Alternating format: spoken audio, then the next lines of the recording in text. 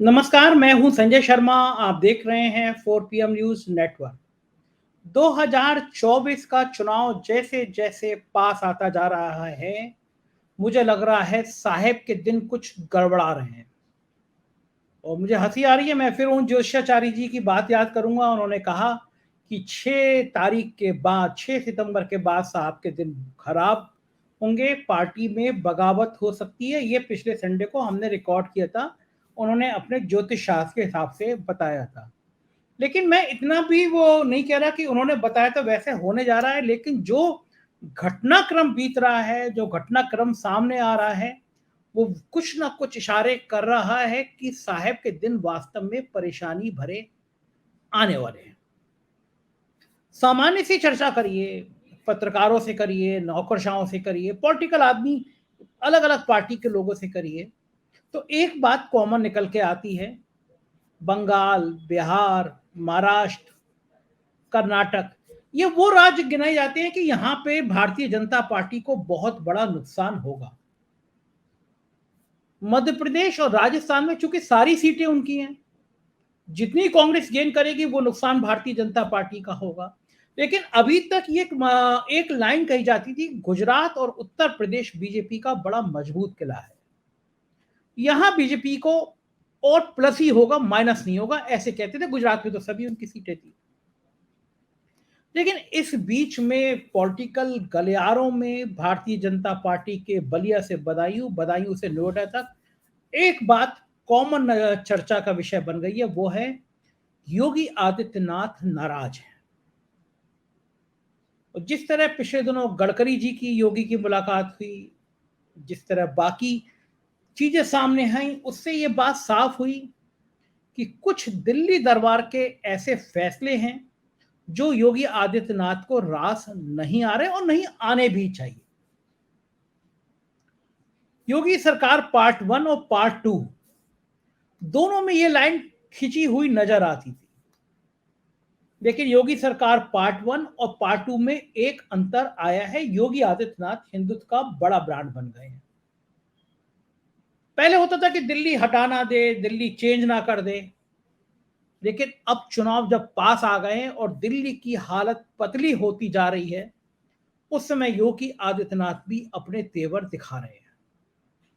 दरअसल उन्हें कुछ राइट नहीं दिया गया। उत्तर प्रदेश के डीजीपी चुनना हो, उत्तर प्रदेश का चीफ सेक्रेटरी चुनना हो, योगी आदित्यनाथ को अपने मन मर्जी से काम करने की छूट नहीं मिली। ये बात सब जानते हैं। यही नहीं, पॉलिटिकल फैसलों में भी दिल्ली इस बार डरा हुआ है।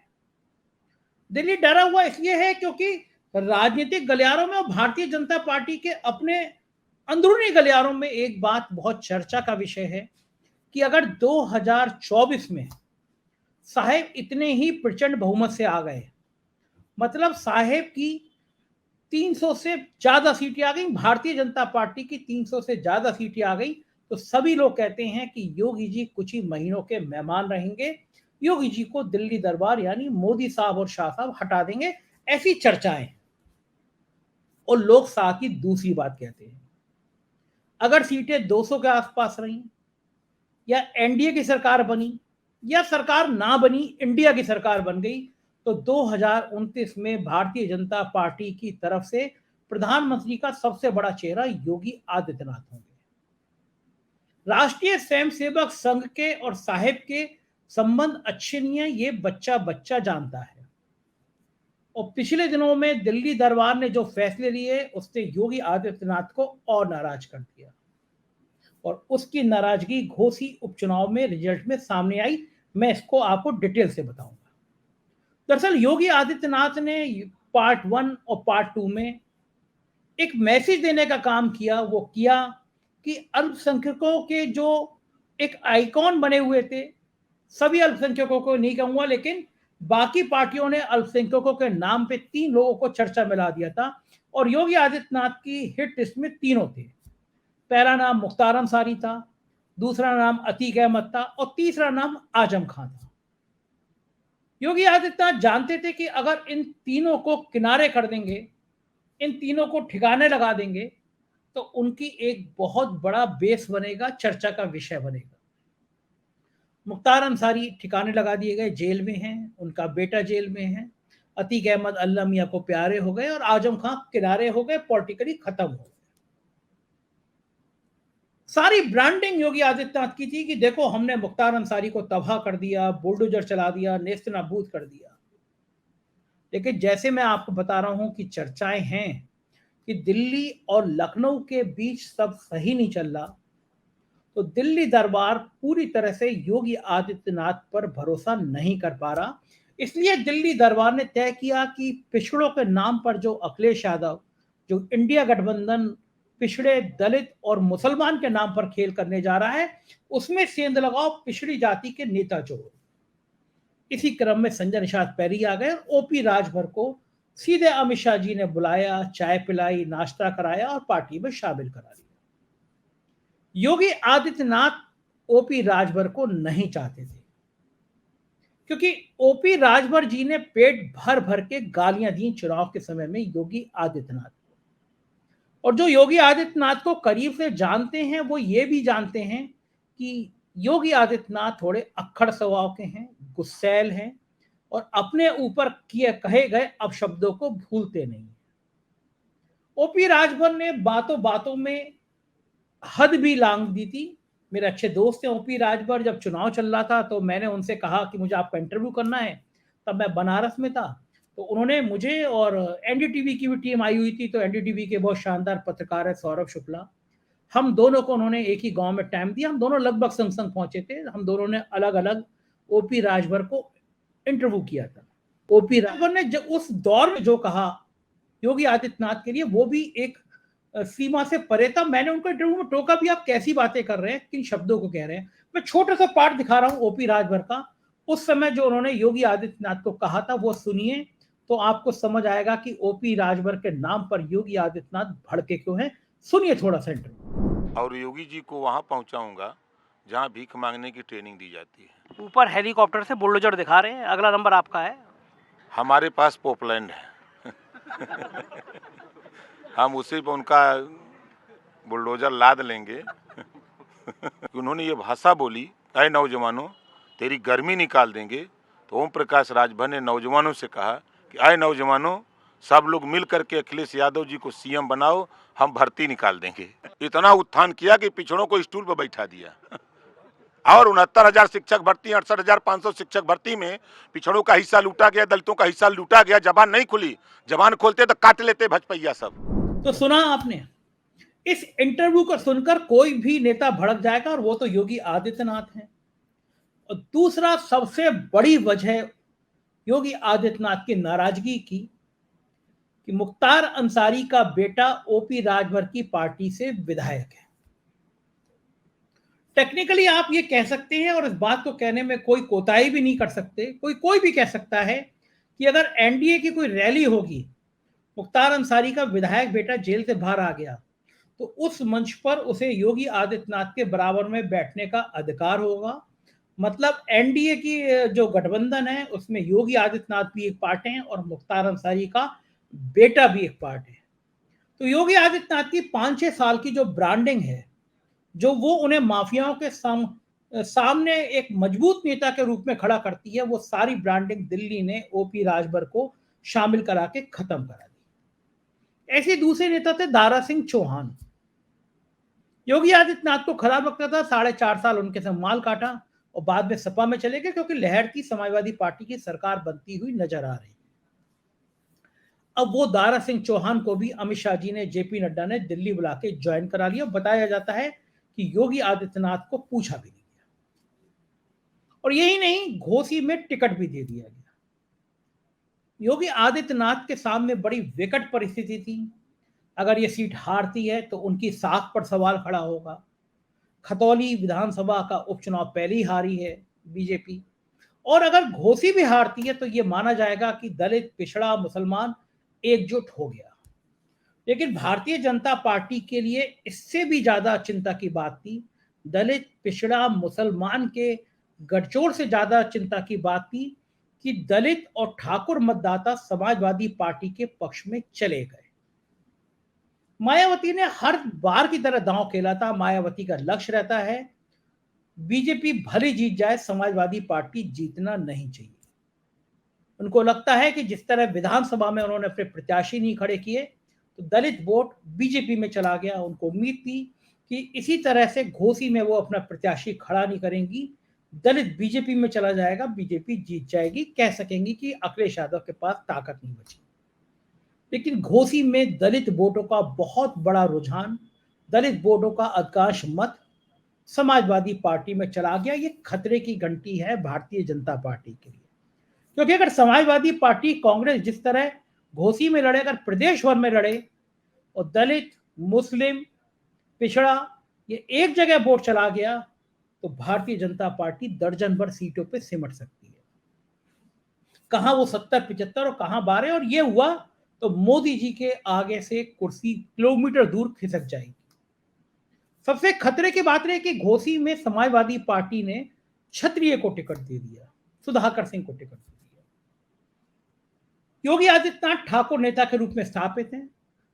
बीजेपी मानती थी कि योगी आदित्यनाथ के होते ठाकुर कोई जा नहीं सकता, लेकिन घोसी में ठाकुरों की नाराजगी इतनी ज्यादा थी कि ठाकुरों ने बीजेपी का साथ छोड़ दिया और समाजवादी पार्टी में चले गए। फिर मैंने मालूम किया तो पता चला कि प्रदेश के अलग अलग हिस्सों में ठाकुर बहुत नाराज हैं। पश्चिमी उत्तर प्रदेश में 8 टिकट दिए जाते थे सांसद के, 2 दिए गए, उसमें भी 1 हार गया, 1 ठाकुर बचे। योगी सरकार की कैबिनेट में कोई ठाकुर नहीं है, जबकि पूरी सरकार पर ठाकुरवादी होने का आरोप लगता है। तो ये बड़ी खतरनाक बात है कि ऊंची जातियों के वोट, वो भी स्वामी प्रसाद मौर्य जैसे नेता के इस बयान के बाद जो उन्होंने रामचरितमानस को लेकर दिया गया था, और बीजेपी ने कहा था कि अब कोई हिंदू उनको वोट नहीं करेगा। इसके बावजूद ठाकुरों का वोट चला जाना, दलितों का वोट चले जाना, और पीस पार्टी ने एक मुस्लिम खड़ा किया, मुस्लिम बंटवारे के, उसकी हालत खराब हो जाना, जमाना जब्त हो जाना, मतलब मुस्लिमों का कभी एक मुश्त वोट। स्थिति खतरनाक है। ऊंची जातियों में भी नाराजगी है। पश्चिमी उत्तर प्रदेश के मुजफ्फरनगर जिले से एक बहुत अच्छा अखबार निकलता है, रॉयल बुलेटिन। उसके संपादक हैं अनिल रॉयल। उन्होंने मुझसे डिबेट में बातचीत में पूरा खाका खींचा पश्चिमी उत्तर प्रदेश का, ऊंची जातियों का, भारतीय जनता पार्टी का क्या सीन है। मेरे डिबेट में जो बोला मैं आपको सुनवाता हूं, आपको समझ में आ जाएगा कि उत्तर प्रदेश में राजनीति का क्या परिदृश्य है। सुनिए अनिल रॉयल जी को। संजय जी, सबसे पहले तो आपको बधाई। मन की बात तो इसलिए नहीं सुन रहे कि सब 4 PM सुन रहे हैं। आपको बधाई कि आप 10,000 सब्सक्राइबर रोज आपके साथ ऐड हो रहे हैं। ये किसी भी यूट्यूब चैनल के लिए एक अकल्पनीय सफलता है। 9 करोड़ महीने में आपको सुनने वाले लोग हैं, इसके लिए बधाई। और अभी हम लोग सब बैठे पहले बात कर रहे थे, इसमें हमारा और सुष्मिता का और निधि का, इन सब का भी ध्यान रखना। ऐसा ना हो कि आपकी आवाज को आवाज बनाने में जो पैनल में बैठे हैं सब लोगों का सहयोग रहा है। आपको बधाई। एक मैंने पहले भी आपके चैनल पे कहा था, संजय शर्मा बनना बहुत आसान नहीं है। आज देश की जनता आपके प्रति अगर ये विश्वास बना रही है, मैंने जब अभी शुरू किया है, मैंने भी यूट्यूब पे कोई आपकी तरह वीडियो बनानी शुरू की, तो डिप्टी DIG मेरे घर आ गया, मंत्री के फोन मेरे पे आने लगे, क्या कर रहे हो। तो मैं समझ सकता हूं आप कितना कष्ट झेल रहे होंगे। बहरहाल आपको बधाई। आज के मुद्दे पर आते हैं। आपने जो मुद्दा उठाया बहुत सामयिक मुद्दा उठाया है। अखिलेश जी PDA की बात करते हैं, पर घोसी के चुनाव ने, और घोसी के साथ साथ आज याद रखना, लखनऊ, बरेली, जालौन जैसे उपचुनाव में जहां जिला पंचायत के, वहां भी समाजवादी पार्टी जीती है। और आश्चर्यजनक रूप से आपने ठाकुर की चर्चा की है, मैं ठाकुर का भी बताना चाहता हूं। आपने सही मामला उठाया है। पश्चिमी उत्तर प्रदेश में पहले 8 ठाकुर सांसद हुआ करते थे। मथुरा, नोएडा, गाजियाबाद, बुलंदशहर, अलीगढ़, मुरादाबाद, अमरोहा, मेरठ में 30 ठाकुर सांसद जीते हैं। मेरठ में अमरपाल सिंह 3 बार जीते हैं। अब भारतीय जनता पार्टी 2 ठाकुरों को देती है, एक को गाजियाबाद से, एक को मुरादाबाद से, एक हार गए, एक जीत गए।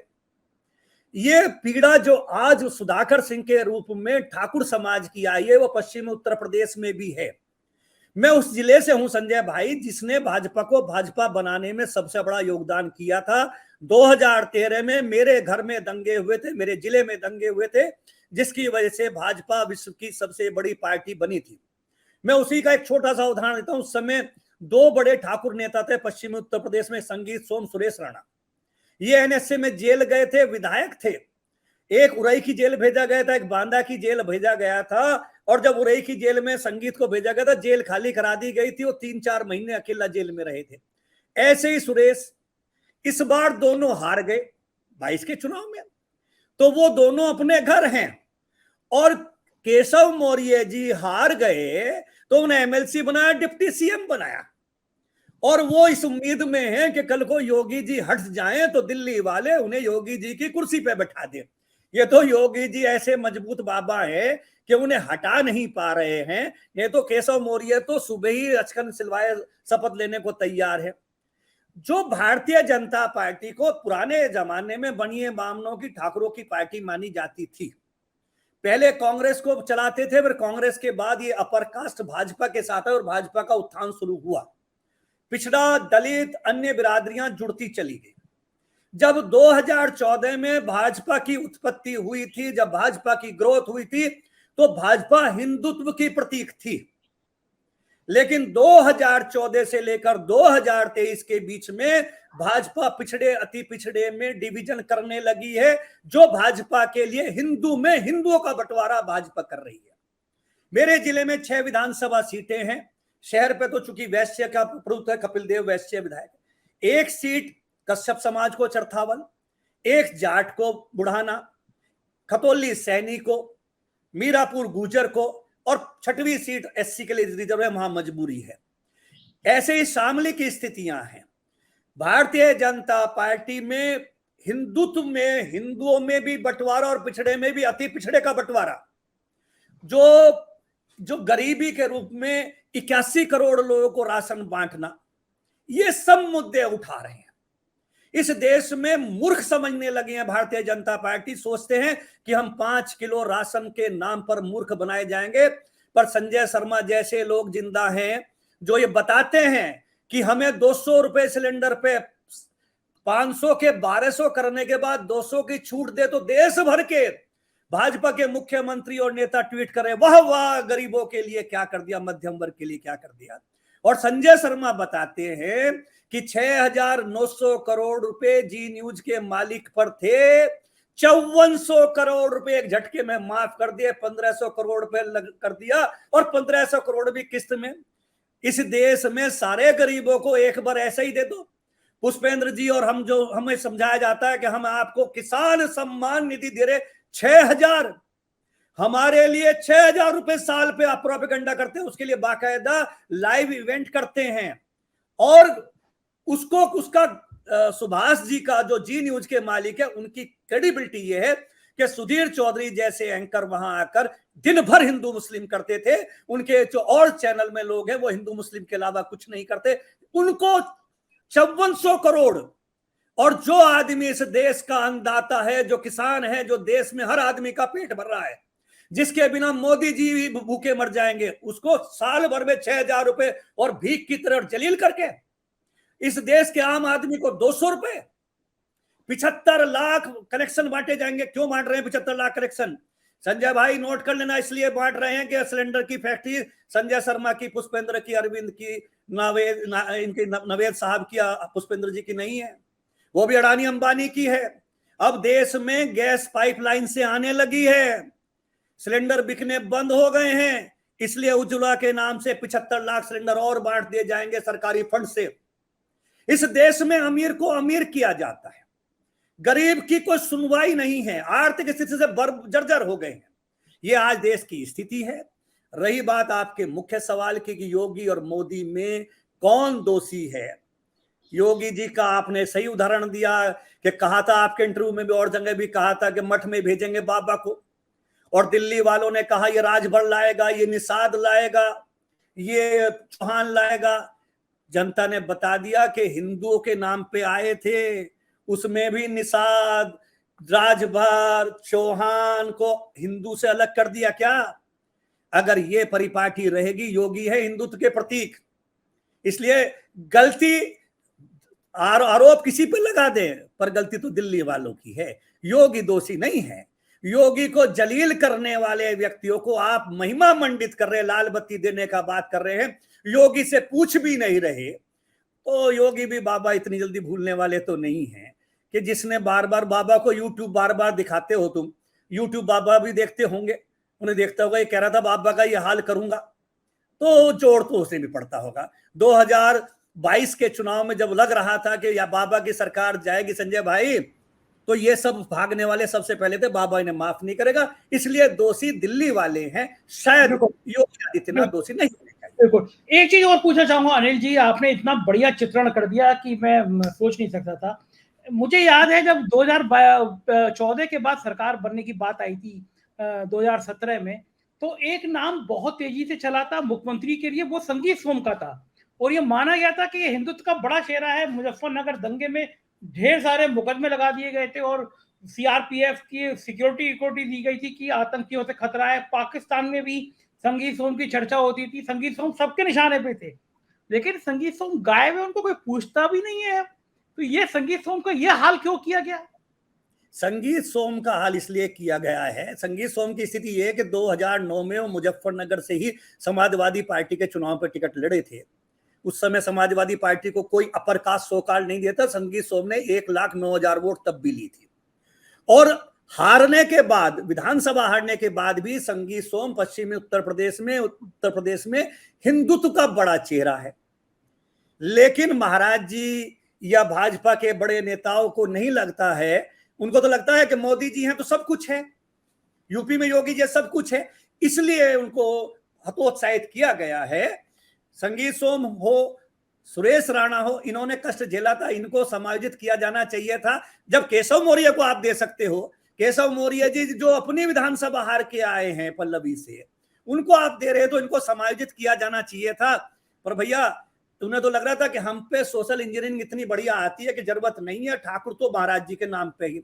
आप नोट कर लेना संजय भाई, अगर यही स्थिति रही तो पश्चिमी उत्तर प्रदेश में ठाकुर, जिनको यह माना जाता है कि महाराज जी के आने के बाद या भाजपा के अंधभक्त है, ठाकुरों में एक बड़ा वोट बैंक खिलाफ जाएगा। वो मुजफ्फरनगर में तो व्यक्तिगत कारण से नाराजगी है, संजीव बालियान साहब से नाराजगी है, लेकिन एंड लार्ज पश्चिमी उत्तर प्रदेश में ठाकुरों में भी विरोध के स्वर जागने लगे हैं, जो भाजपा के लिए चिंता का विषय होगा। और यह स्वर यदि नहीं रुका, भाजपा ने नहीं समायोजन किया, महंगाई पे नहीं रोका, बनिए भी दुखी होने लगे, चूंकि उनकी परचून की दुकान भी बंद होने की स्थिति में आ गई है। ब्राह्मण भी दुखी होने लगे, उनके मंदिरों के लिए कोई सुविधा नहीं है, उन भूख के कगार पर है। आप ऑनलाइन डिलीवरी हो रही है, चूंकि बड़ी कंपनियां अडानी अंबानी बेचने लगे हैं सब्जी भी और दाल दलिया भी, तो गरीब दुकानदार, पड़ोस का दुकानदार भी भुखमरी के कगार पर है। और 2024 के बाद मात्र शायद आपने जिक्र भी किया था, मोदी जी की एक मंत्री है, केंद्रीय मंत्री, उनके पति ने तो कह दिया जी 2024 में मोदी जी आगे तो देश के लिए विनाशकारी होंगे। जब इन्हीं की मंत्री कहने लगे, गडकरी जी ने कल कह ही दिया, आपने अभी डाला है, तो हालात ठीक नहीं है। भाजपा को चिंतन मनन जरूर करना होगा। तो ये थे अनिल रॉयल जी, आप सुन रहे थे। और प्रदेश में मैं फिर कह रहा हूं कि एक बहुत बड़ी चर्चा चल रही है कि घोसी में हार किसकी हुई, मोदी की या योगी की। और ये बातें अगर चर्चा का विषय बनती हैं, अगर पॉलिटिकल गलियारों में ये तेज और चीजें चलती हैं और बड़ी होती हैं, तो जाहिर है प्रधानमंत्री जी के लिए, भारतीय जनता पार्टी के लिए उत्तर प्रदेश एक बहुत बड़ी बाधा खड़ी कर सकता है, जिससे पारे जाना संभव नहीं दिख रहा। तो क्या वास्तव में साहेब के दिन खराब हो गए हैं? क्या वास्तव में साहेब के दिन बुरे हो गए हैं? हम देखते रहेंगे, आपको दिखाते रहेंगे। आप देखते रहिए 4PM न्यूज नेट पर। अपनी राय से जरूर कमेंट में बताइएगा आपको वीडियो कैसा लगा। हमारे राज्यों के चैनल हैं 4PM यूपी, बिहार, गुजरात, महाराष्ट्र, कर्नाटक, उन्हें भी सब्सक्राइब करिएगा। शुक्रिया, थैंक यू।